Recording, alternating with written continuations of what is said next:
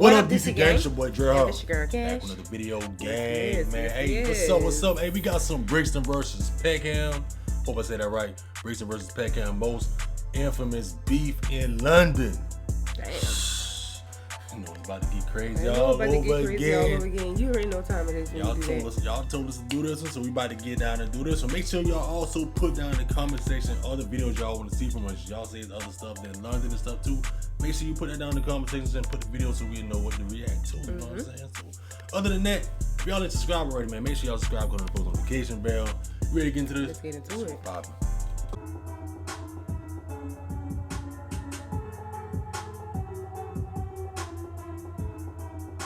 So before the publicised drill feuds in South London, like Moscow versus Zone 2 and Harlem versus 410, there was a very deadly war going on between Peckham and Brixton, which was one of the first nationally publicised beefs in London, gaining a lot of news coverage, and came about in the early stages of YouTube, where we could see direct disses, kind of originating diss tracks how we know it today. So as I said before, the two areas in this feud was Brixton versus Peckham. So first we have Peckham, which is located in the borough of Southwark in South London, which infamously is the area where drill group Zone 2 are from. But before Zone 2, there was the Peckham Boys, which was a gang made up of 5 estates in Peckham, which were the North Peckham Estate, Gloucester Grove Estate, Willowbrook Estate, Camden Estate, and the Sumner Estate. And these estates were very well known. Hey y'all, let us know which one of them estates is the biggest. Right. I want to know which one of them the biggest out there. They look pretty.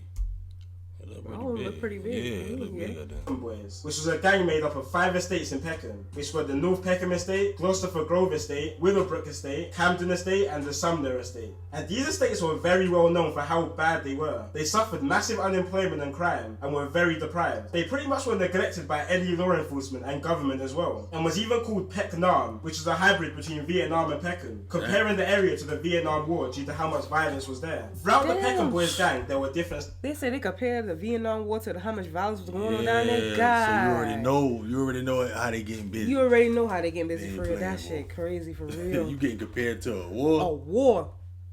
Oh yeah. Go down there and play act dumb. For real.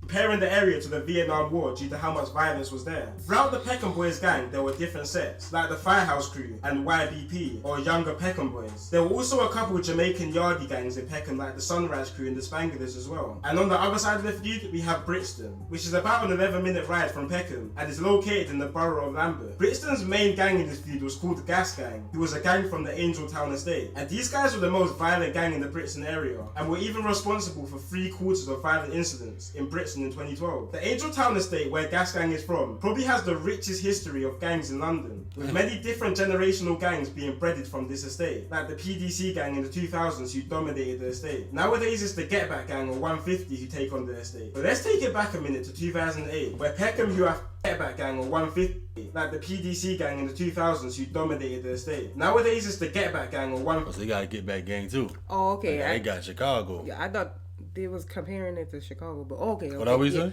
No. I said I thought. Oh yeah, so there's a Get Back gang. Until you ever play it, yeah.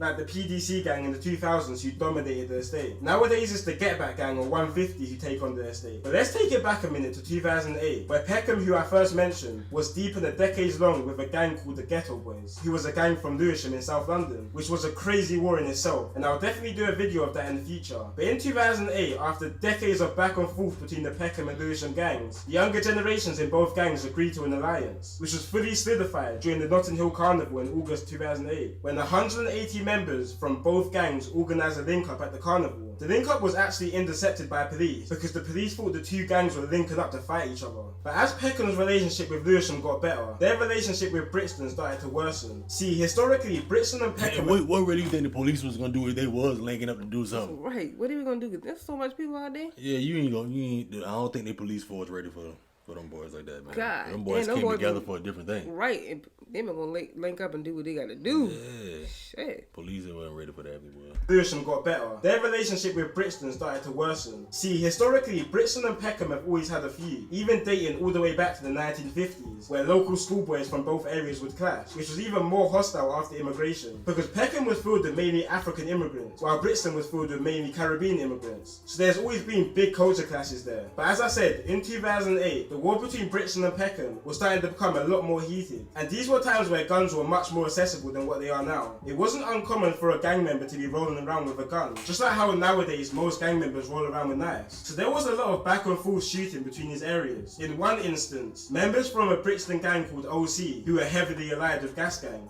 rid out on Woolworth Road, which at the time was the territory of the Shoot Instant gang, who were part of the Peckham side, and started shooting at two Peckham rappers called Snap Capone and Butch, who were walking down the street. Both rappers actually managed to run to a convenience store and managed to dodge the bullet. While running into the shop, an innocent bystander just trying to get into the same shop was shot and killed. His name was Ryan Bravo, and he was 18 at the time. And this was one of the big turning points in making his feud widely publicised in the UK. Just to rub salt in the wounds, the OC gang made a diss track called Bullet Ridden, when the member mocked the situation with the lyrics, "Had you running in the shop like you're buying something?" While a member of a Peckham gang then responded to the situation in a song called Real Riders, saying,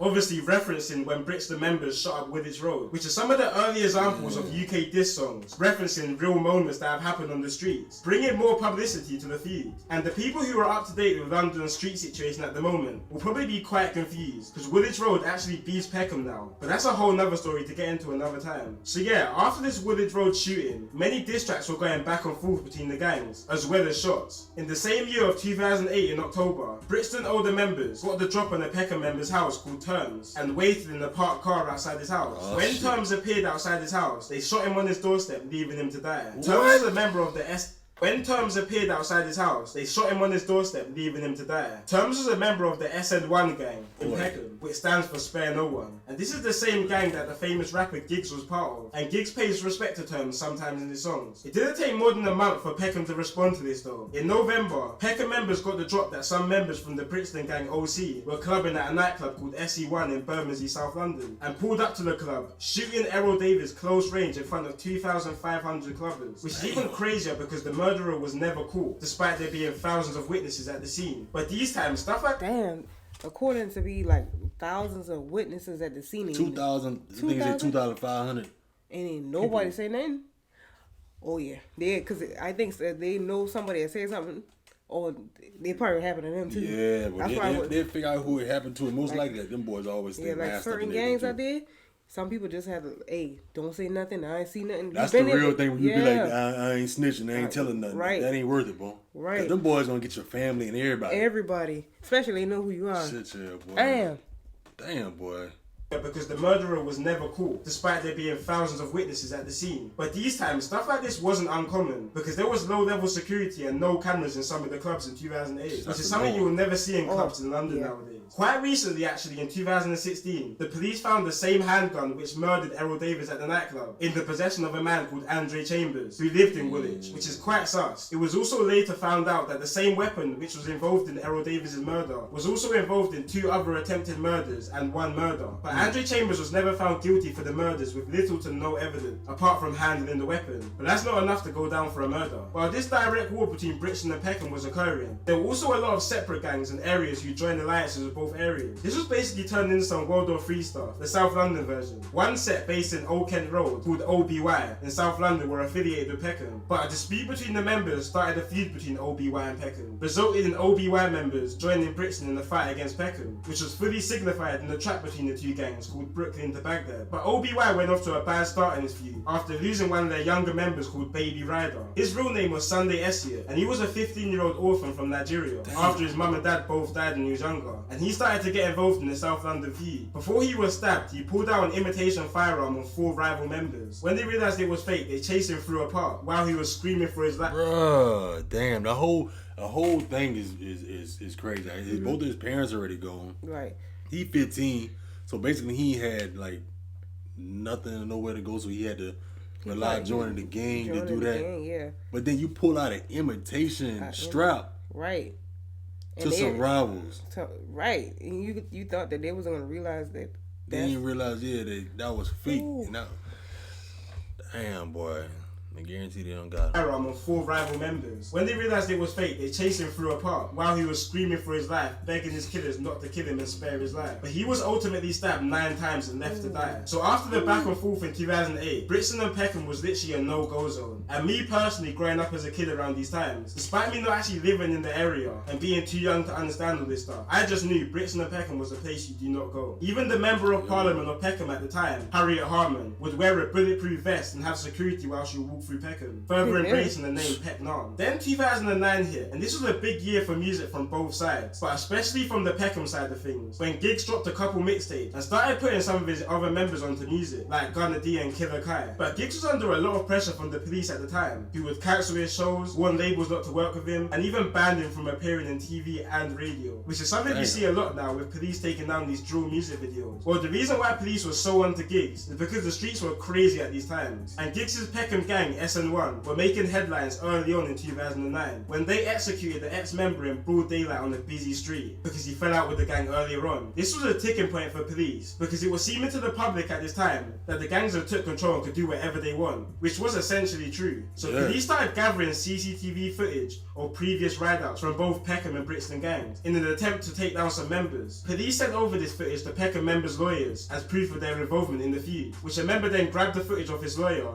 and uploaded it to YouTube. The original video is no longer up, but a re-upload of it is still on YouTube today, and shows Peckham members riding out in Brixton in masses. And when looking at this footage, this is some propaganda-worthy stuff. Like, the captions in the videos are so funny, and all the footages just show how crazy these times really were. Like, gangs were just riding their ops with 30 guys on pedal bikes, loaded with guns and knives. There's no way you could get away with that stuff nowadays in London. 3 boys can't even walk to the shop in London without getting stopped by police, let alone that many people on bikes. Brixton gangs responded to this YouTube video in the music video called Your Liars, and the whole year of 2009 was literally just filled with violence and diss tracks, with some real classics like Wreckage from Peckham younger members. Around the same time of this release, a 13-year-old boy was stabbed 5 times in South London due to the feud between these areas, which hit national attention because 13 is hella young, and I think this rang into a lot of people's mind that this issue was very bad because kids as young and even younger than 30 were now known to be involved in this. And on top of all this Brixton and Peckham beef, Peckham were having their own issues inside the area, and the civil war started to ignite in the Peckham area, which was fully all out after a member of the MLB gang, or Mandem on Brandon, was shot dead by Peckham olders. MLB is a gang from the Brandon estate in South London, which is the same estate drill crew Moscow 17 is based in. Peckham rapper Snap Capone was linked to the murder, but managed to beat the case. But a member was sent to prison for hiding a gun used in the murder. This created a lot of politics between Peckham and the Peckham affiliated gangs, and eventually after many disputes, members of an estate called Lexham Estate split away from the Peckham sets and started beefing Peckham, which just started turning Peckham very messy. At the same time, different Peckham sets started turning on each other, and because Peckham is such a big area and had so many different estates, the gangs just started keeping inside their estate. One of these being the Pelican estate, which started beefing other Peckham gangs after the disagreement, which in December of 2010 resulted in 2 members being stabbed and 1 being shot to death. The member who died was called Vesta, and police were investigating the situation heavily at the time. So while this investigation was taking place, a younger member of a rival Peckham gang started to go onto the Pelican estate and post leaflets through the doors, which said, and I quote, "Stop snitching or we'll come for you," which must have been hella threatening for the normal residents who just live on the estate and had nothing to do with the gang situation. 2 members, Tiny Nutty and Jungle, were convicted and sent to a minimum of 30 years for the murder,